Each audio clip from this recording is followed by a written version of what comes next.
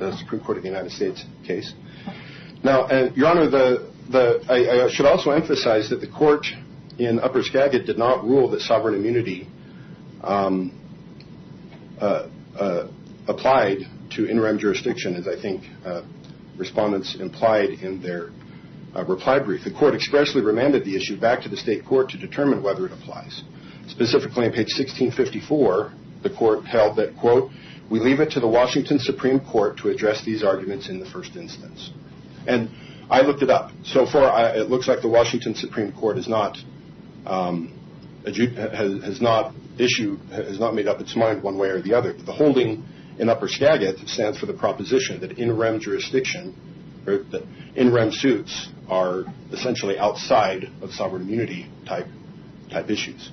So that I think that's what places that as a threshold issue, because the only reason why we need to get to the 6-factor tests is to determine if sovereign immunity applies. If it doesn't apply in the first instance because of in rem jurisdiction, subject matter jurisdiction, and incorporated, and because they've incorporated under state law, then we don't need to reach those. I understand your position. Okay. Thank you. Would the court like me to walk through the 6 factors? Yes, please. Okay. Let's assume that the court were to decide that the threshold. I understand your argument to be that the court does not need to reach the 6-factor test because there are 2 important threshold questions beforehand, and that plaintiff has or petitioner has satisfied those. I understand that's the argument. But let's say the court decides that those threshold questions are not the starting point, but it's a 6-factor test. I'll have you assuming arguendo. Gotta love the Latin. Okay. I'll have you walk through. You heard me. I wanted carefully to hear. I wanted to hear the careful the steps that respondent gave me in terms of the 6 factors. Yeah. I'd like to have the same from you. Please. Well, as a preliminary matter, I'll notice the extreme paucity of evidence submitted to this court, or rather not submitted to this court. Your Honor, in the Summerlot case, there's dicta indicating that the tribe asserting sovereign immunity presented 71 exhibits pertaining to the multi-factor arm of the tribe test. Here we have 2. We have both one is an affidavit from the attorney, and then one is an affidavit from Ms. Baer. So functionally, I think the affidavit from counsel is just, I think, authenticating the excerpts of the deposition. I don't think it speaks as to any substantive underlying factual issue. So we're left with one piece of evidence submitted to the courts, and I think that's just not enough here. But if we step into the first factor, the method of creation of the economic entities. Now, respondents claimed, and I was really quite astounded at this. They say, quote, they are tribal entities organized under the laws of the band. Your Honor, that's patently not true. They are not organized under the laws of the band. They are organized under the laws of the state of Utah. They cannot claim to be sovereignly immune. They cannot claim we are independent of the state of Utah, but then go to a separate sovereign, Utah, organize these LLCs.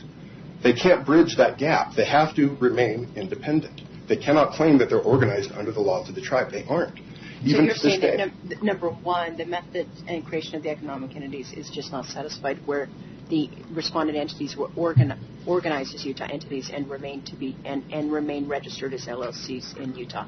Did I understand that? That's correct. Okay. That's correct.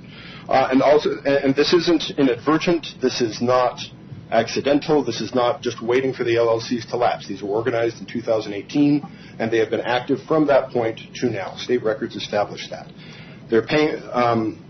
We presented state records. Again, this would be Exhibits B and C, I believe, which state that both respondent LLCs are presently, quote, authorized to transact business in Utah, that they were, quote, duly registered under the laws of the state of Utah, that they have, quote, paid all fees and penalties owed to this state in Utah, that their, quote, annual recent reports have been filed by the division of the Corporation of Commercial Codes, unless delinquent, quote, and, quote, that articles of dissolution have not been filed. And then state records also show that both respondent LLCs are listed as current, meaning active, limited liability companies. So, Your Honor, by every metric, the respondent LLCs are organized and existing under the laws of the state of Utah. That they are, for statutory purposes, treated as a foreign LLC is a distinction without a difference, because foreign LLCs can sue and be sued in Utah courts as well. So we would submit that factor militates substantially against the respondents. We would also note that they presented no evidence except the affidavit, and they could have presented all sorts of evidence.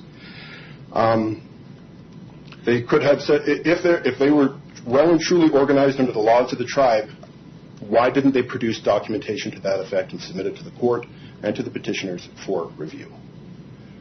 It's in a material sense, they fail in their burden when all they do is say, well, here's an affidavit, that you have to take my say-so on it, even though my say-so necessarily presumes that there's got to be a written record.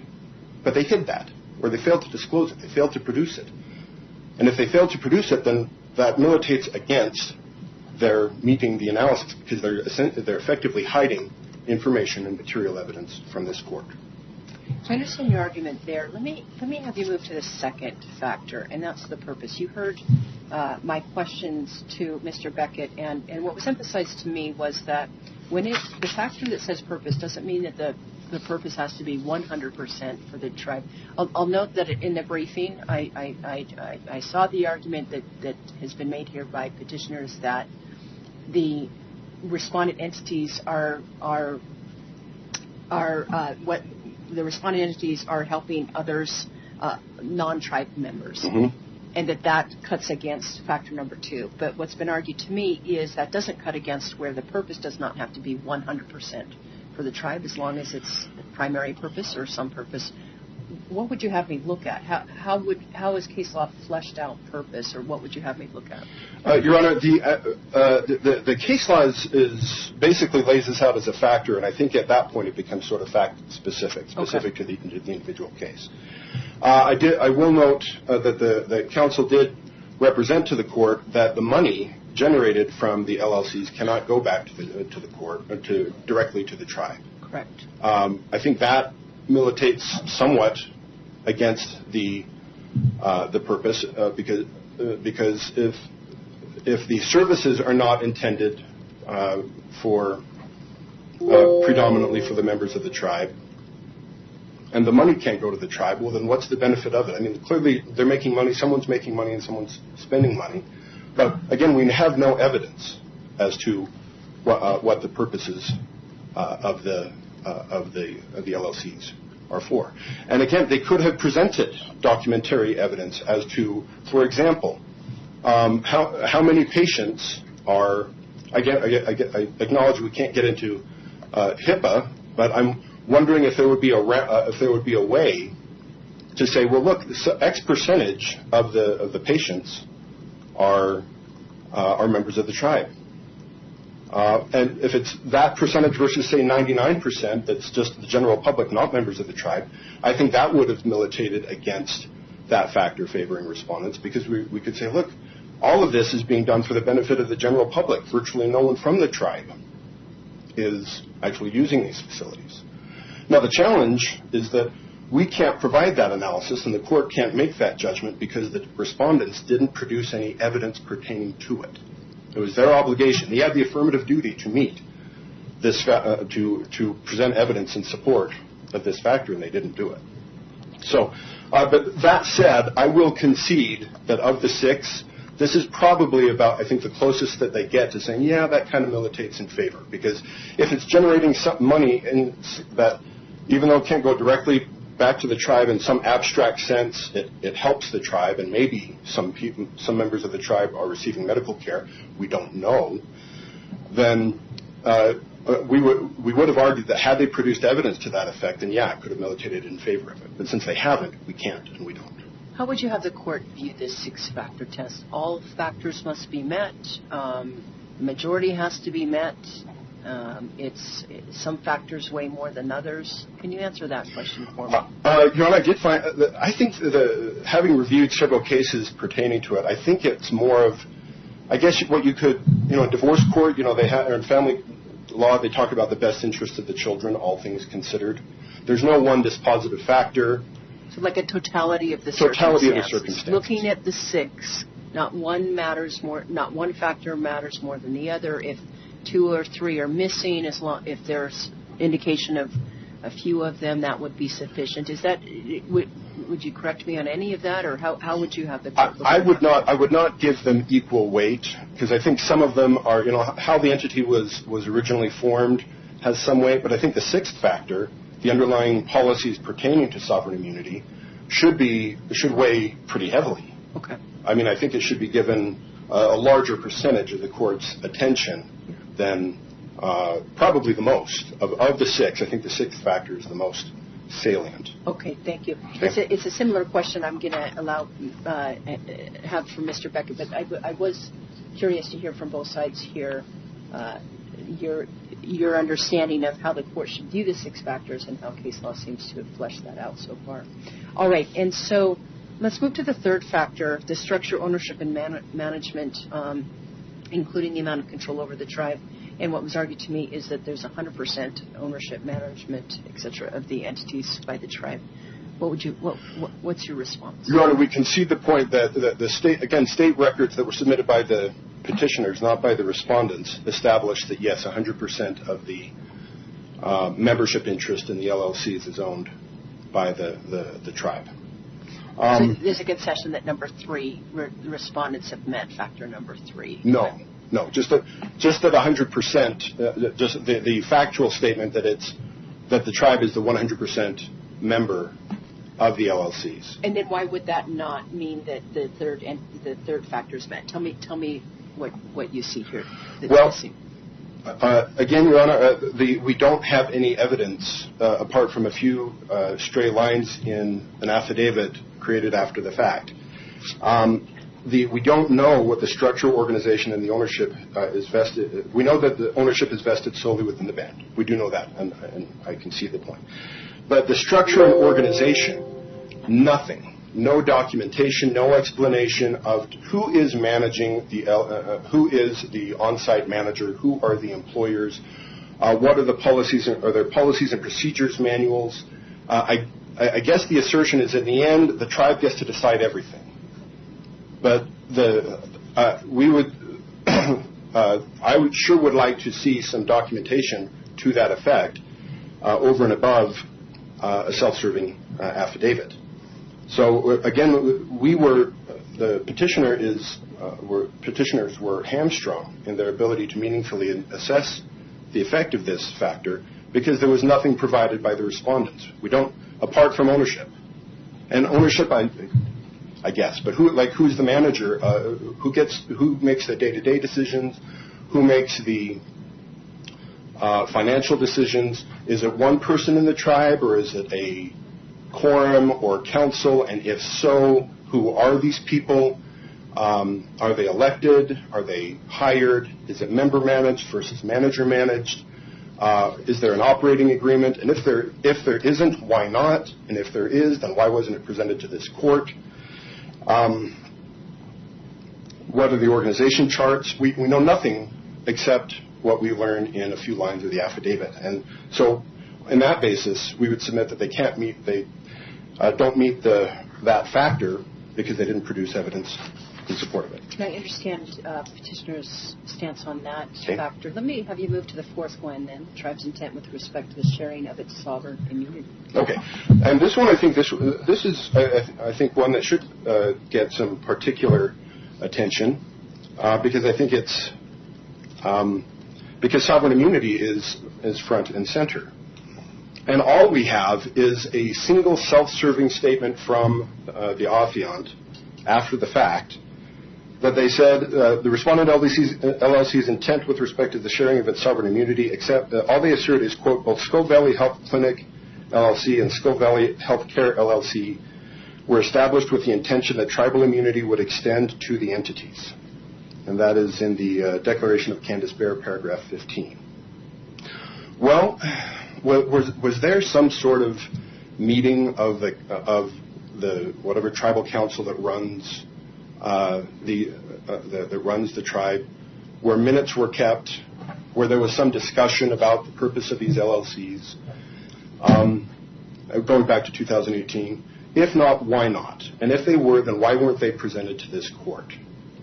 Are there any email communications? Is there anything in writing to substantiate this after-the-fact assertion regarding these LLCs?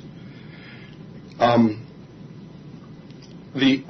we would submit that the respondents can't credibly claim that it was their intention to share in sovereign immunity when they incorporated under state law. And to that effect, I would direct the court's attention to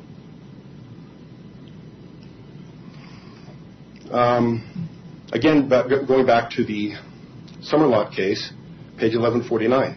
The subordinate economic entity test is inapplicable to entities which are legally distinct from members and from their members and which voluntarily subject themselves to the authority of another sovereign. Your Honor, the argument about waiver and abrogation is well taken, but sovereign immunity is waived when they register under the laws of the state of Utah. That's the proposition that underlies Summerlot. I don't understand your position on that factor. I'll move you to the fifth one then, the financial relationship between the tribe and the entities. What would you have me know there? Well, where do the respondents in the tribe, what is the financial relationship? There was some verbal representations to the court made, I think, in the first instance, pertaining to this one.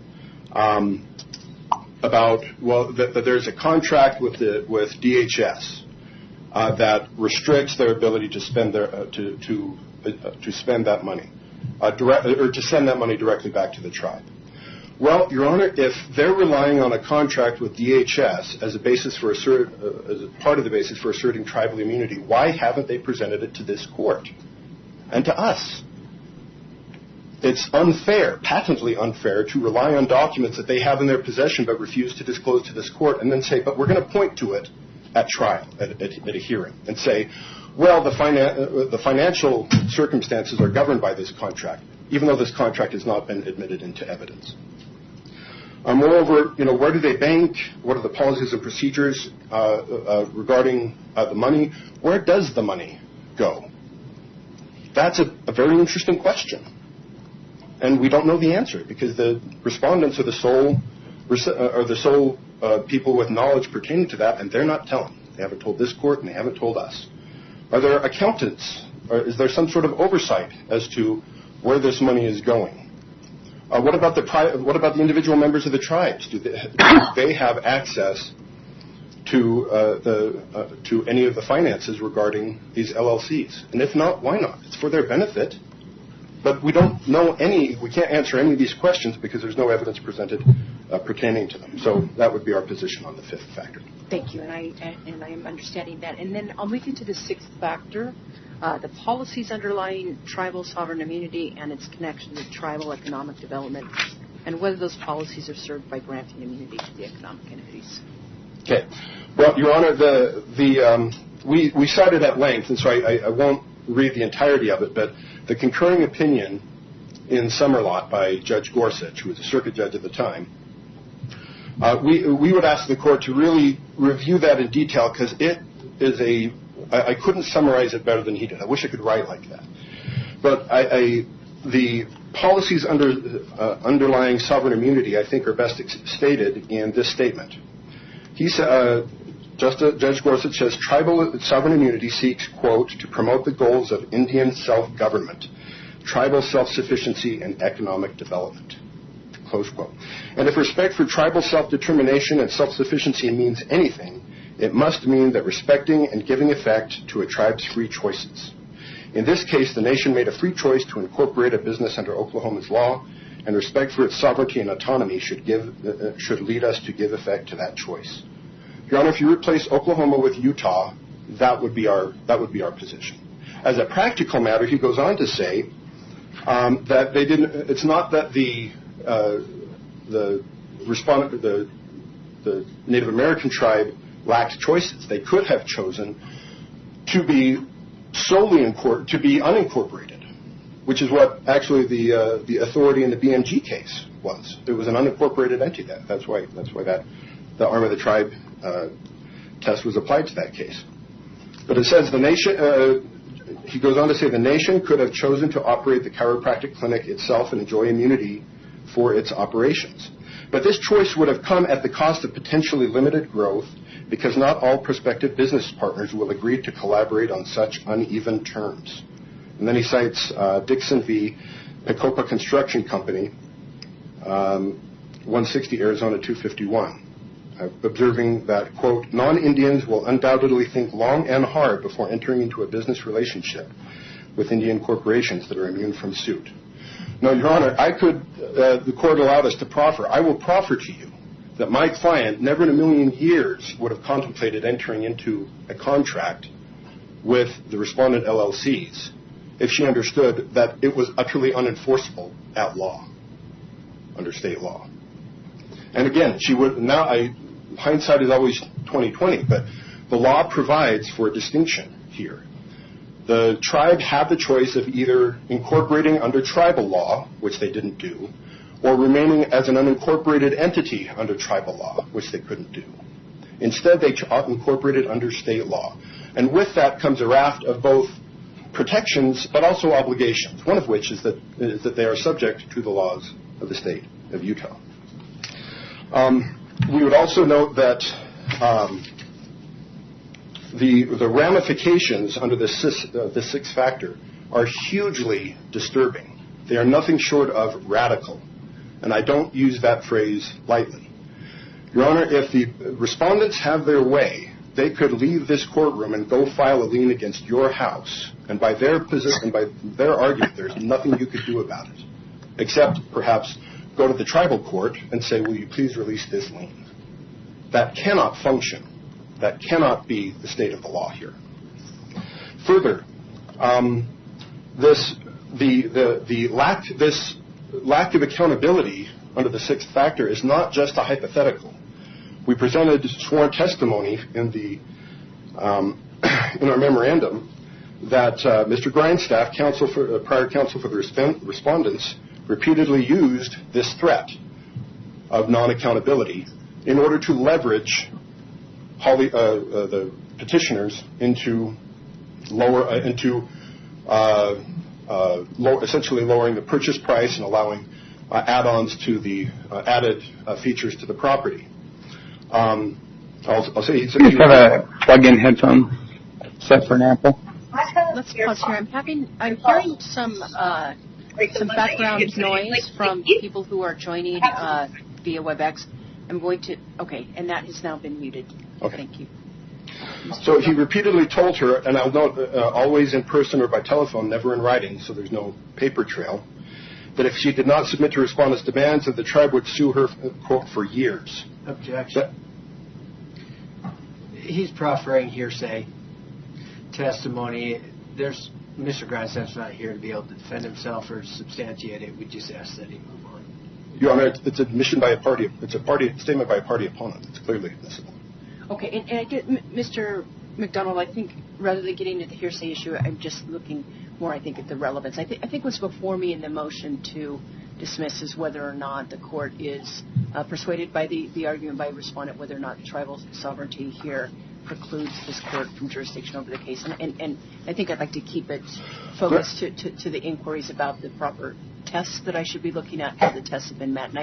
And I've heard your response on that. And so. Okay, and I guess the reason why I'm bringing that up, Your Honor, is that the sixth factor is the policies underlying tribal sovereign immunity and its connection to tribal economic development, and whether those policies are served by granting immunity to those economic entities. The information that I'm proffering to this court are that it's sovereign immunity really it should be an argument under Factor 6 against applying sovereign immunity, because it gives it would give the respondents carte blanche to do whatever they want, to be utterly unaccountable to the courts. And so, and I take your argument, and I take that that's the point of the argument there. Okay. So, okay. Mr. McDonald, you've answered all the questions that I had for you. Thank you. And as I mentioned, I will give Mr. Beckett the last word because the respondents bear the burden. But is there any last thing you want to say in your argument here?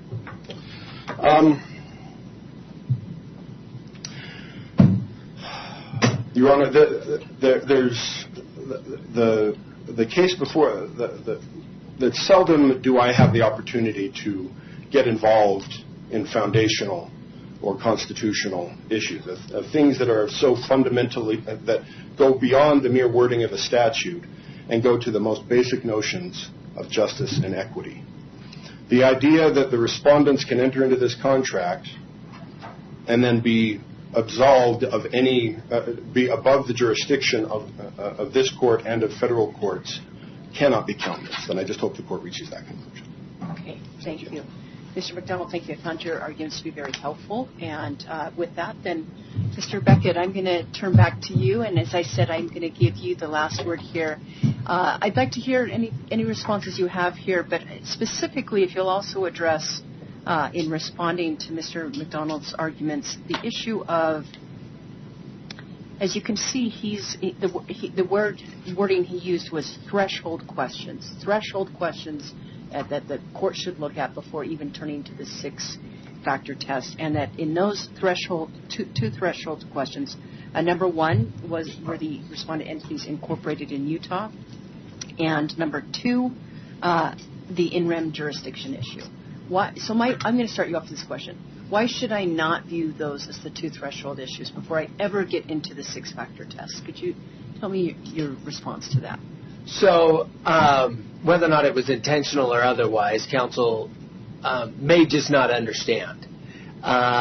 In order to register as a tribal entity under the law, and it's included in the law that he cited, it actually has, the tribal entity does have to be organized under the tribal law. That's what is a threshold issue for this state of Utah. So now, counsel, intentionally or unintentionally, I have no idea. He just might not understand it. The big question, though, comes back even further than that, is because the laws in the state of Utah cannot abrogate Congress's determination or the rights to a tribe.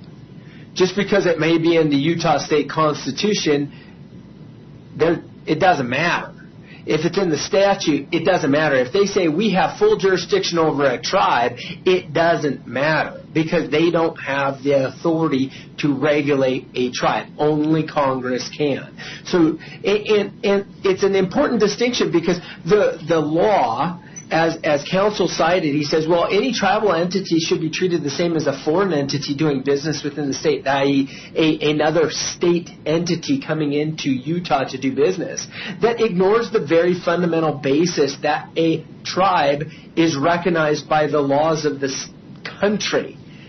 A foreign entity organized under the laws of Nevada, as the example was given, is not given the same protections as a tribe. So let me pause you there to ask you this. So Mr. McDonald bases that argument that the tribal entity should be treated as a foreign entity based upon the pertinent statute. You heard me ask him to specify that statute, 48-38-901, subsection 4B.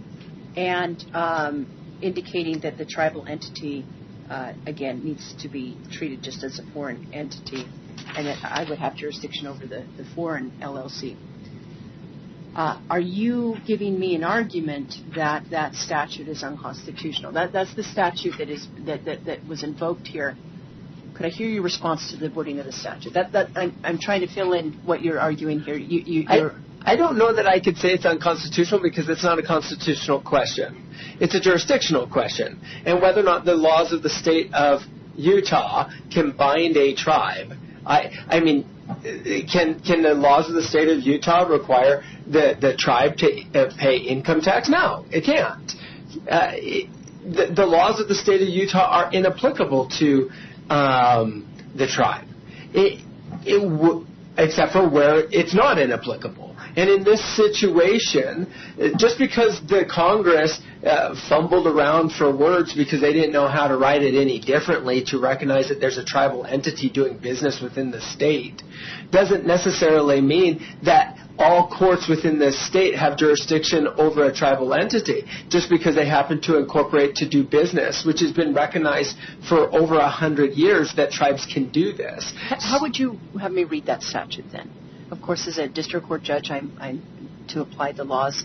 The law has been given here, that statute. How would you have me read that statute?